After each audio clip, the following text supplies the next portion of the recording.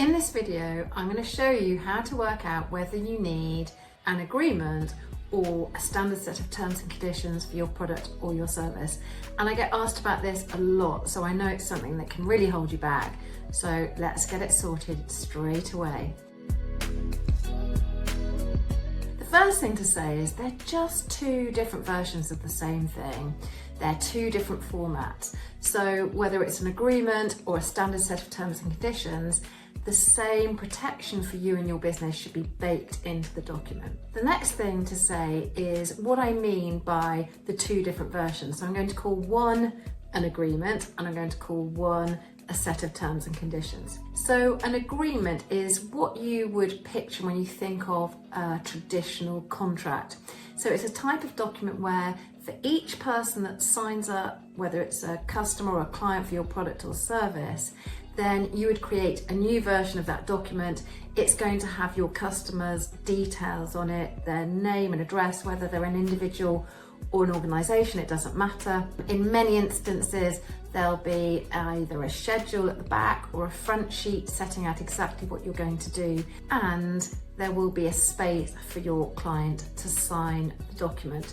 Now, I'll talk about in another video whether they need to actually sign it or not, but there will be a space for them to do that. Whereas a standard set of terms and conditions just remains the same document. You don't create a new version each time when someone signs up for your product or service, and in many instances there'll be a box for you to tick to say you agree to them.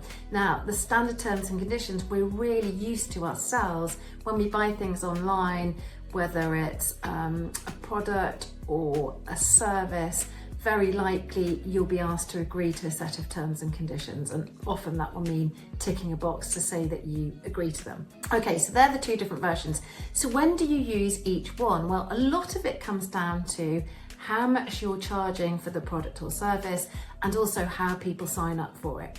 So if it's a higher priced item, and I'm just going to give a kind of arbitrary cut-off point, but it could be more, it could be less, of say £1,000 or more, then you're likely going to use an agreement. So if it's a higher priced item, typically you will use an agreement, because when people are investing a little bit more, then there's just a certain amount of respect that goes into creating a document specifically for them. So how much they're paying is one thing. Another thing is how people sign up for the product or service. So if you're sending out an agreement, you either need to have some kind of software or have it built into the process that the agreement gets generated and gets sent out, or you're just going to have to produce the agreement and send it out. For the terms and conditions, that works very well when you have a lower priced product or service. So if you're selling some kind of digital product, maybe it's a group program, something that's under £1,000, it might be